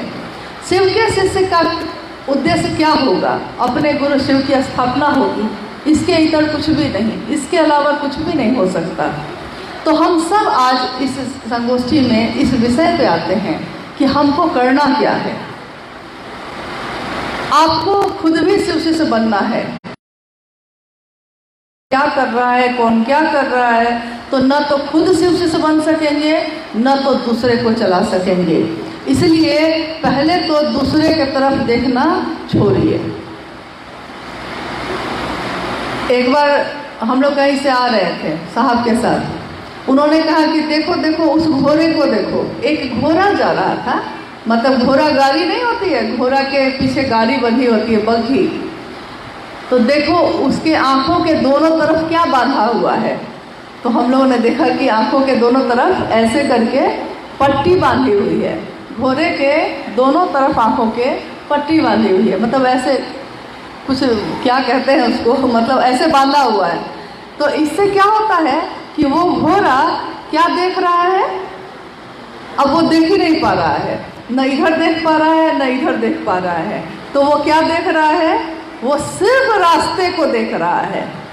तो उसकी बग्घी न इधर जाएगी न इधर जाएगी, उसकी बग्घी रास्ते पे ही चलती जाएगी और एक दिन मंजिल को पहुंच जाएगी। मंजिल है भगवान शिव स्वयं, रास्ता है शिव की शिष्यता का। चलना है शिष्य का भाव लेकर, और अपनी आंखों के दोनों तरफ कुछ ऐसा ही कर लीजिए कि न इधर दिखाई दे न इधर दिखाई दे। दिखाई दे तो कहाँ जाना है वो दिखाई दे। तो आइए हम लोग कुछ जिज्ञासाओं पे बात करते हैं, अगर आई है तो।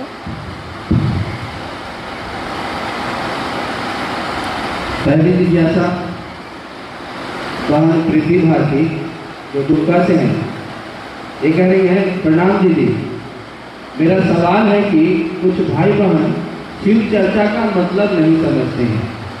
कुछ जगह पर शिव चर्चा में भजन को महत्व देते हैं, क्या शिव चर्चा में माँ और बजरंगबली का भजन होना चाहिए? गुरु भाई बहन को थोड़ा समझाएं। आपने जिज्ञासा सुनी है ठीक से? जिज्ञासा है कि शिव की चर्चा का मतलब क्या है, शिव चर्चा का मतलब क्या है, और क्या शिव की चर्चा में माँ का भजन या बजरंगबली का भजन या और देवी देवताओं के भजन हो सकते हैं कि नहीं, यही ना? शिव की चर्चा का मात्र एक ही प्रयोजन है, शिव की चर्चा यानी शिव की कथाएं होती रही हैं, कहानियाँ लोगों को सुनाई गई हैं, शिव पुराण की कहानियाँ, अनेक ग्रंथों की कहानियाँ कि महादेव के समय में ऐसा हुआ, कथा का प्रचलन रहा है। लेकिन शिव की चर्चा का प्रचलन पूर्व में, इतिहास में कभी नहीं दिखाई दिया।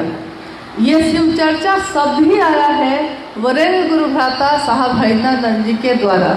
उन्होंने कहा कि आज का आदमी बात करने में बहुत तेज है भाई, उससे उपासना नहीं होगा, साधना नहीं होगा, मंत्र का जप नहीं होगा, लेकिन बात खूब हो जाएगी। तो उन्होंने कहा कि बात का विषय बदल लो। आज तक हम लोग बात करते थे, घर में काम हो गया है तो दुकान से भी घर कोई लौट के आ गया है और घर का खाना भी बन गया है, अब पूरा दिन बैठ के क्या करना है? तो हम लोग क्या करते थे कि बैठ के पड़ोसी क्या किया है इस बात को करते थे, कौन रिश्तेदार क्या कर रहा है इस बात को करते थे, किसका बेटा को कितना नंबर आया, कौन क्या पढ़ता है इस पे बात करते थे, किसका झगड़ा किससे चल रहा है, कौन किसका दोस्त हो गया है इस पे बात करते थे, कहाँ पे साड़ी कितने में मिलेगी, कहाँ पे गहना कितने में मिलेगा, कहाँ पे खेत कितने में मिलेगा, इस पे बात करते थे।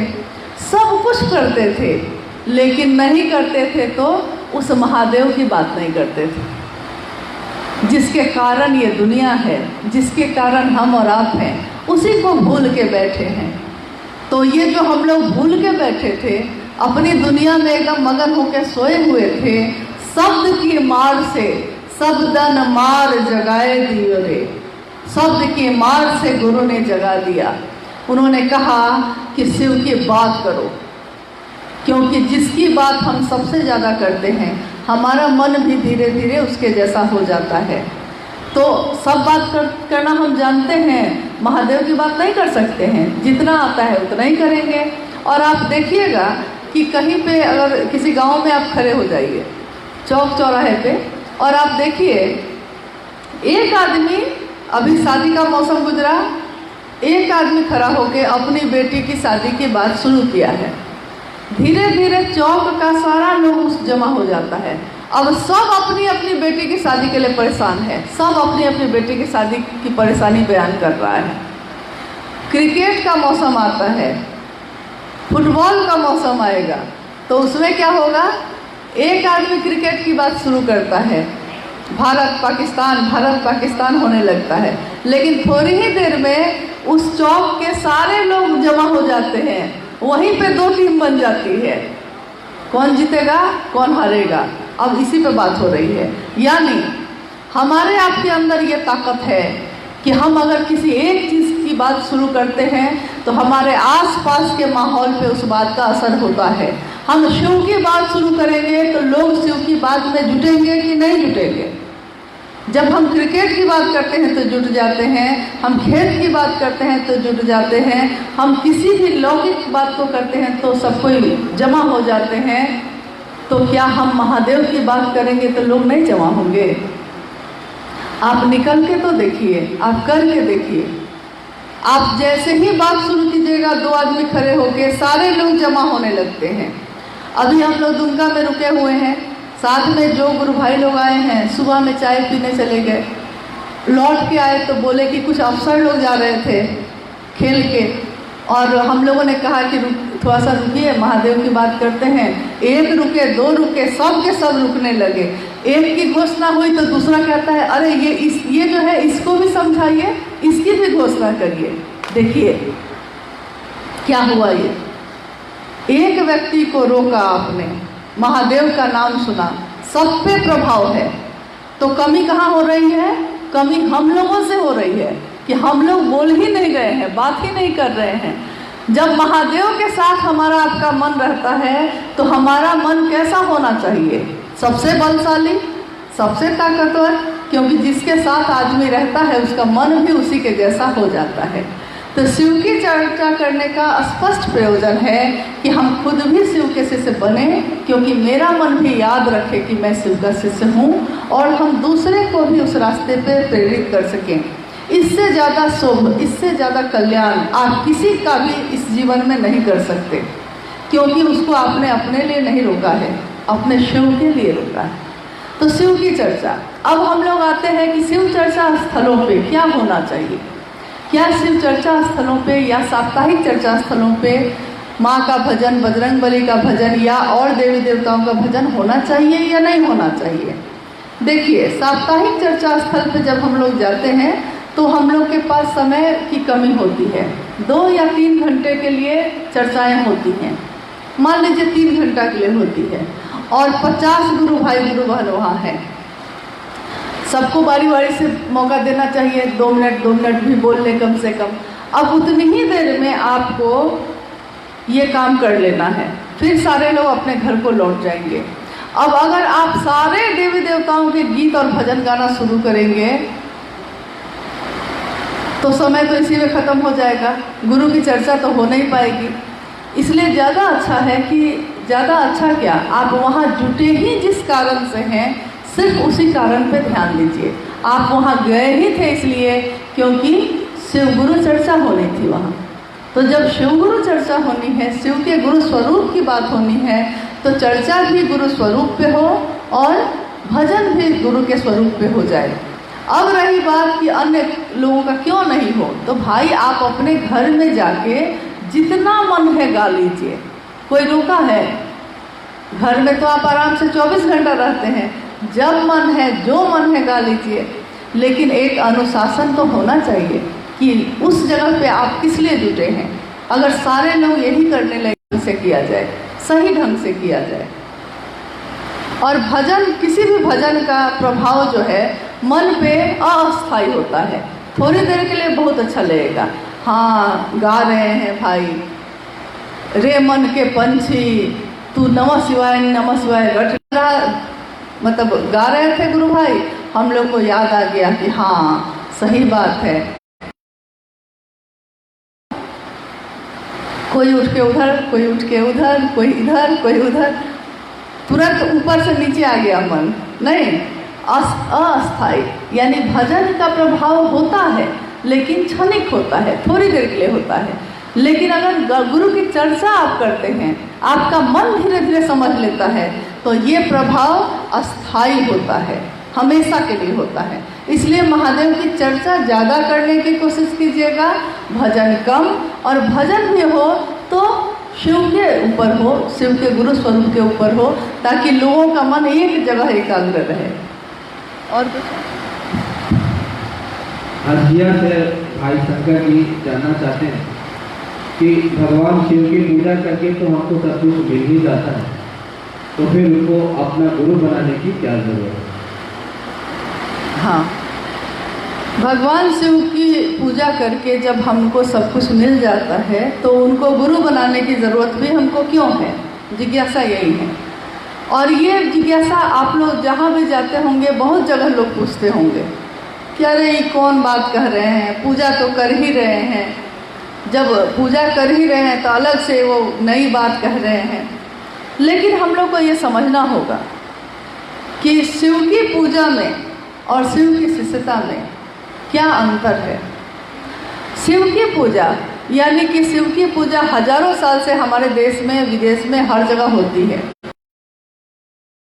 जो भी होती हैं, हम उसकी पूर्ति के लिए महादेव की पूजा करते हैं। लौकिक कामनाएं यानी अच्छा घर हो जाए, धन मिल जाए, बेटा बेटी हो जाए, संतान हो जाए, सुख हो, समृद्धि हो, ये हो वो हो, मतलब लौकिक दुनिया की जितनी भी तरह की चाहत होती है वो सब लौकिक कामनाएं हो गई। पारलौकिक में हो गया कि मोक्ष मिल जाए, जीवन मरण के चक्र से हम मुक्त हो जाएं, ईश्वर के पास मेरा मन चला जाए, इस तरह की कामना। लौकिक और पारलौकिक दोनों कामनाओं के लिए शिव की पूजा होती आई है, लेकिन उसमें जो सबसे ज़रूरी चीज़ होती है वो क्या होती है? पूजा में ज़रूरी है कि आपके अंदर विश्वास होना चाहिए, आपके अंदर श्रद्धा होनी चाहिए, समर्पण होना चाहिए। मतलब भगवान के लिए विश्वास होगा तभी ना पूजा स्वीकार होगी। समर्पण यानी झुकना होगा, श्रद्धा रखनी होगी, विश्वास रखना होगा, सब कुछ चाहिए उसमें। एक निष्ठता होनी चाहिए कि महादेव के लिए कर रहे हैं तो महादेव के लिए कर रहे हैं, सब होना चाहिए। लेकिन साहब हरिंद्रानंद जी ने कहा शिव की शिष्यता में, शिव के शिष्यों के लिए बिना श्रद्धा के भी वही परिणाम आएगा, बिना विश्वास के भी वही परिणाम, बिना समर्पण के भी वही परिणाम आएगा। यानी शिव की शिष्यता को उन्होंने कहा कि पूजा की हाईटेक विधि है ये। हाईटेक मतलब ये कि कभी हम लोग हाथ का पंखा झेलते थे, हालांकि आज हाथ का पंखा यहाँ बहुत दिन बाद दिख रहा है, तो हाथ का पंखा झेलते थे कभी हम लोग, लेकिन एक दिन सीलिंग फैन बन गया जो ऊपर में लगता है, फिर वॉल फैन दीवार पे लगने वाला बन गया, कूलर बन गया, एसी बन गया, तो धीरे धीरे क्या हुआ, हाथ का पंखा छूट गया। तो हवा लगाने का हाईटेक क्या हो गया, अब एसी हो गया। हाईटेक विधि हवा वो भी लगाता था, हवा ये भी लगाता है, लेकिन इसको जहाँ हौंकते हौंकते हम लोग थक जाते थे, अभी खाली एक स्विच ऑन करते हैं, पंखा की हवा कूलर की हवा में ठंडे हो जाते हैं, तुरंत होता है ना वो काम। वही उन्होंने कहा कि शिव की शिष्यता शिव पूजा का ही हाईटेक विधि है। मतलब ये एक ऐसी विधि है जो आपके मन को सीधे शिव के पास लेके जाती है। समर्पण अपने आप पैदा होता है, लेकिन जब आप जुड़ते हैं आपके मन में ये नहीं है, उसके बावजूद बिना मन के आप भोजन करते हैं, पेट भरता है कि नहीं भरता है? बिना मन का दवा खा लिए हैं, डॉक्टर बोला है कि दवा खानी ही पड़ेगी, मन नहीं है खाने का, दवा खानी पड़ी है तो खा लिए हैं, बीमारी ठीक होगी कि नहीं होगी? होगी।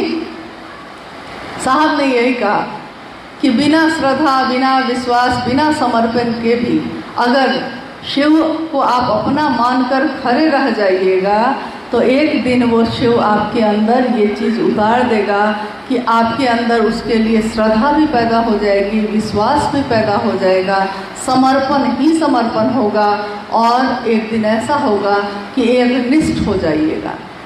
मतलब शिव नहीं तो कोई नहीं, जैसा उमा ने किया था।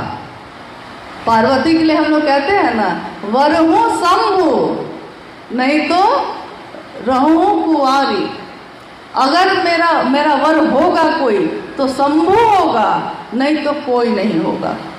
ये है एक निष्ठता। मैंने वर अपना माना है तो शंभु को, नहीं तो किसी को नहीं। तो मैंने गुरु माना है तो शिव को, नहीं तो किसी को नहीं। और जब जगत गुरु शिव आपके गुरु होंगे तो दुनिया का कौन होगा जो आपका अपना नहीं होगा? जो महादेव का है वो मेरा भी होगा, आपका भी होगा। और एक और सुनीता जी महू बनना, उनका से ये इनका निवेदन है।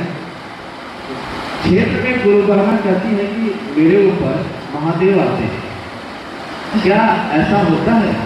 किसी के शरीर पर देवी देवता आते हैं? दीदी समझाने की प्रयास किया है। हाँ, ये एक अलग तरह की जिज्ञासा है कि क्षेत्र में कुछ लोग कहते हैं कि मेरे ऊपर महादेव आते हैं, मेरे ऊपर भगवती आती है। एक बार साहब के सामने भी ये प्रश्न जब आया था, बहुत बार आया है, लेकिन जब पहली बार आया था उन्होंने कहा कि आपने कभी सुना है कि आप अपने घर का दरवाज़ा खोल के छोड़ दीजिए, तब भी कोई सज्जन आदमी, कोई अच्छा आदमी आप और ताला भी लगा दिया है, ताला नहीं भी लगाया है, दरवाज़ा खुला हुआ है और आप नहीं हैं घर में, घर के अंदर कौन घुसेगा? अच्छा आदमी घुसेगा या चोर डकैत घुसेगा? कौन घुसेगा? चोर डकैत घुसेगा। और महादेव और भगवती की ऊर्जा तो ये धरती नहीं संभाल सकती है। संभाल सकती है अगर वो उतर गए, कण कण में है तब तक ठीक है, लेकिन वो कण कण अगर एक हो गया तो पूरी धरती ही साफ हो जाएगी। तो वो महादेव और भगवती, कोई भला आदमी किसी के घर में चुपचाप नहीं घुसता और शरीर में उतरने का तो सवाल ही नहीं है। लेकिन कोई अगर आपको अंधविश्वास सिखाता है, कोई अगर आपको डराता है, या हाँ देखो मेरे ऊपर देवी आ गई है, कोई झूमने लगता है, कोई ऐसे करने लगता है, तो हमेशा साहब ने कहा है कि ये वैसे ही लोग करते हैं जिनका मन कमज़ोर होता है। कमज़ोर मन वाले आदमी के पास बाजा बजा दीजिए तो पूरा झूमने लगेगा उस पर। लेकिन मजबूत आदमी जो मन से मजबूत हो, उसके आगे बाजा बजाइए तो बैठ के सुनता रहेगा, झूमेगा नहीं। तो कमज़ोर मन का आदमी ये सब बातें करता है कि मेरे ऊपर ये आ गया, ये आ गया, ताकि और लोग जो है मुझसे डरने लगे, मेरी बात सुनने लगे। आपने कभी गौर किया है, शहर भी है हम लोग के देश में, शहर भी है, गांव भी है, महिला भी है, पुरुष भी है। ज़्यादातर ये सब मामला आप देखिएगा कि महिला पे आएगा, कहीं कहीं ही पुरुष पे देखिएगा, उसमें भी गांव में देखिएगा, शहर में नहीं, गांव में मिलेगा। कारण क्या? ये भूत प्रेत या महादेव या भगवती का नाम लेकर कोई है इस तरह कर रहा है तो सिर्फ गांव का है, महिला को ही चुन के जाता है, ऐसा नहीं ना है। यानी ये एक ऐसा अंधविश्वास है, शिव की शिष्यता इस अंधविश्वास से हमको आपको मुक्त करती है, अलग करती है। वो समझाते हैं कि महादेव आपका अपना हो तो दुनिया की कोई चीज़ आपका कुछ भी बिगाड़ नहीं सकती। आप पड़ोस में कहीं चले जाइए और जिला का थाना है, थाना में रहने वाला एक सिपाही भी अगर मेरा परिचित है तो मेरा मिजाज कैसा होता है उस समय? सिपाही से परिचय है, लेकिन मिजाज ऐसा है कि कहीं कोई मामला होता है तो हम कहते हैं अरे कोई बात होगी तो हमको कहना, थाना में अपना ही लोग है, अपना लोग है थाना में, सब कुछ मैनेज हो जाएगा, हमको कहना। कहते हैं कि नहीं? देखिए, एक सिपाही से परिचय है तब तो मन इतना बुलंद है, कलेक्टर से होगा तो कितना बुलंद होगा, और देवों के देव महादेव से होगा तब कितना बुलंद होगा। तब तो हम दुनिया की किसी भी शक्ति को कह सकते हैं कि भाई हमसे अलग ही रहना। क्यों? क्योंकि हम लोग महादेव के गण हैं, महादेव के लोग हैं, महादेव के शिष्य हैं, हमसे अलग ही रहिएगा। हाँ, प्यार से मांगिएगा तो जीवन भी आपका है, टेढ़े चलिएगा तो ठीक नहीं होगा। तो आप लोगों को समझाइए कि ये गलत चीज़ें हैं, कम से कम अपने गुरु को बदनाम नहीं करें, क्योंकि मेरे आपके द्वारा किए हुए काम से ही हमारे गुरु का नाम होगा और मेरे ही काम से गुरु की बदनामी भी होगी। दोनों आपके हाथ में है। हम चाहते क्या हैं? क्या मेरे कृत्य से मेरे गुरु बदनाम हो या मेरे कृत्य से मेरे गुरु का नाम रोशन हो? हम चाहते क्या हैं? करना क्या है हम लोग को? तो लोगों को समझाइए, कभी भी अंधविश्वास की बातें सही नहीं हो सकती हैं। आस्था रखिए, अंधविश्वास नहीं। आस्था यानी हाँ महादेव हैं, आप पूजा करना चाहते हैं पूजा करिए, आप शिव चर्चा करना चाहते हैं शिव चर्चा करिए। लेकिन अंधविश्वास ऐसी चीज़ है जो अच्छों को भ्रमित कर देती है। शिव चर्चाओं में कहीं कहीं लोग हलवा या खीर भी बना के रख देते हैं। बारिश का समय है या कहीं कहीं दीवार में भी पानी रिसता रहता है, कुछ गिर गया है उस पर तो कोई आकृति हो जाती है कभी कभी। अब हलवा है ऐसे फैला के रख दिया है, अब उस पर कोई आकृति हो गई है तो पूरे जगह पे फोन होने लगेगा। आज मेरे चढ़ाए हुए हलवा पे ओम लिखाया था, नमः शिवाय लिखाया था, सांप की आकृति थी। होता है ना ऐसा, जबकि वो तो संयोगवश मौसम और बारिश की वजह से हो जाता है ऐसा। और ऐसे देखिएगा तो कण कण में महादेव हैं, लेकिन उस कण कण में भी कितनी ताकत है, कितनी ऊर्जा है। एक बार साहब से लोगों ने पूछा कि 5 तत्व से ये दुनिया बनी है, तो ये 5 तत्व में मिट्टी का तत्व जो है, ये मिट्टी का तत्व सबसे नीचे का तत्व माना गया है। मतलब सबसे स्थूल, नीचे का नहीं, ताकतवर तो सब बराबर ही है, लेकिन सबसे स्थूल एक ऐसी चीज़ जिसको हम छू सकते हैं, जिसको सूंघ सकते हैं, मतलब 5 इंद्रिय जिस पे काम करती है, उसमें कितनी ताकत है, कितनी ऊर्जा है। तो साहब ने कहा कि करोड़ों बिजलियों की चमक में जितनी ताकत है, उतनी मिट्टी की एक कण में है वो ताकत। सोच लीजिए, महादेव की ऊर्जा जो एक कण में है, उसमें इतनी ताकत है, एक बिजली गिर जाए तो वहाँ का पेड़, वहाँ के लोग जल के राख हो जाते हैं। और महादेव उतर गए तो एक शरीर में क्या, इस दुनिया में ही अगर पूरी ऊर्जा के साथ उतर गए तब तो कुछ बचेगा ही नहीं। इसीलिए इन चीज़ों से अपने आप को मुक्त करिए, लोगों को भी समझाइए कि लोग ऐसा नहीं सोचे। अंतिम कर दो। चलिए, आज की ये संगोष्ठी जो आयोजित की गई थी, शिव को गुरु मानने की बात, शिव की चर्चा करने की बात, शिव को प्रणाम करने की बात, मतलब दया मांगना, चर्चा करना और नमन करना, ये तीनों सूत्र हमारे शिव शिष्यों का जीवन का आधार है। आधार इसलिए कह रहे हैं क्योंकि इसी का सहारा बना के हमारा मन अभी तक टिक नहीं पा रहा है, तो हम इसी का आधार बनाकर अपने महादेव की तरफ चलते जा रहे हैं। लेकिन साहब हरिनानंद जी ने कहा कि आने वाले वर्षों में, आने वाले समय में पीढ़ी दर पीढ़ी शिव की शिष्यता बढ़ती चली जाएगी। आज जो शिव के शिष्य हैं, जो सामने दिखते हैं, वो नींव के पत्थर हैं। आज नहीं कहा था साहब ने ये बात, लगभग 17-18 साल पहले एक संगोष्ठी में साहब ने कही थी ये बात कि आज जो शिव के शिष्य हैं वो नींव के पत्थर हैं। नींव के पत्थर यानी कि ये मकान जब बनता है ना, तो इस मकान को बनने से पहले जो नींव डाला जाता है, वो जितना मजबूत होगा उस पे इमारत उतनी ही अच्छी होगी। साहब हरिनानंद जी ने कहा कि आज जो शिव शिष्य हैं पहली पंक्ति में, ये नींव के पत्थर हैं, ये जितने मजबूत होंगे, जितने खूबसूरत और शिवमय होंगे, इनके ऊपर जो इमारत बनेगी आने वाले वर्षों में, वो उतनी ही मजबूत होगी। तो हमको, आपको, सबको ये याद रखना है कि साहब ने क्या कहा है, क्या रास्ता दिखाया है, न तो इधर न तो उधर। कल को हम लोग भी ना होंगे, जीवन में आए हैं तो जीवन से जाना ही होता है। साहब ने अपने किताब में लिखा कि ये जीवन जो है, इसे इस धराधाम से जाना ही होता है, सबको जाना होता है। और काल का चक्र भी चलता रहता है, ये धरती भी चलती रहती है, कुछ भी अस्थाई नहीं है, बदलती रहती है तस्वीर। लेकिन इस बदलती हुई तस्वीर में भी महादेव की गूंज उठी रह जाए। आज के शिव शिष्य आने वाले पीढ़ी के शिव शिष्यों के लिए नींव का पत्थर साबित हों, इतने मजबूत हों कि वो अपनी मजबूती दूसरे को दें, ताकि वो भटके नहीं।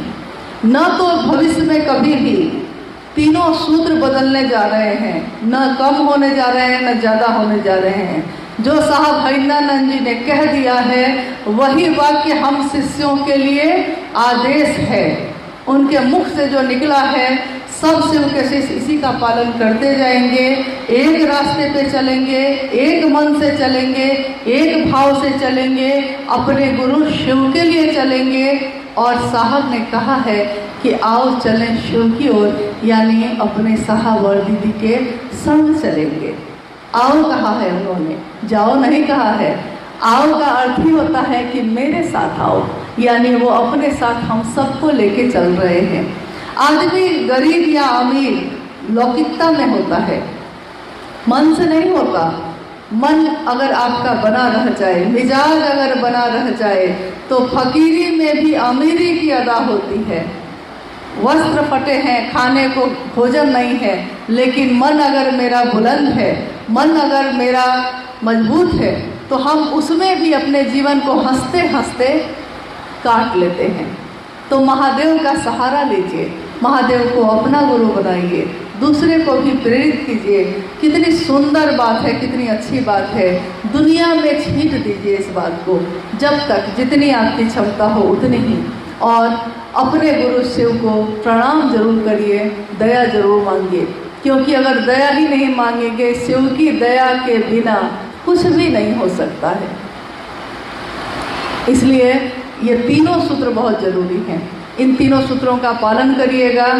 विशेष आप में से कोई भी कभी कुछ जानना चाहेंगे तो आप, अगर संभव हो पाया तो हम लोग ज़रूर फ़ोन पे उपलब्ध रहेंगे। ज़रूर जितनी भी बात साहब ने समझाई है, जितना ही आपको बता सकते हैं उतना ही, लेकिन आप पूछ सकते हैं, जान सकते हैं।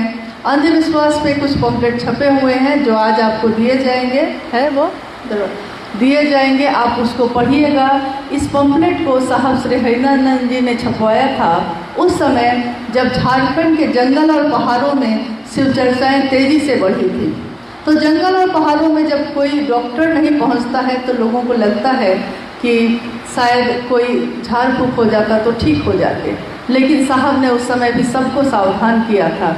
कभी हुआ करते थे ऐसे लोग, आज नहीं मिलते हैं, ये बात उन्होंने कही थी। आज मात्र अपने गुरु शिव का सहारा लेकर आप आगे बढ़िए। तो हमें सावधान करने के लिए, हमें सचेत करने के लिए हर जगह वो प्रकाश स्तंभ की तरह खड़े हैं। हमको उस रास्ते पे सिर्फ चलना है। तो आइए हम सब उस रास्ते पे चलते हैं, अच्छे मन से, एक मन से, एक वचन से, एक कर्म से।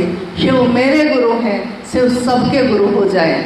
यही उद्देश्य, यही लौकिक उद्देश्य हर शिव शिष्यों का होता है। आप सभी के चरणों में मेरा प्रणाम।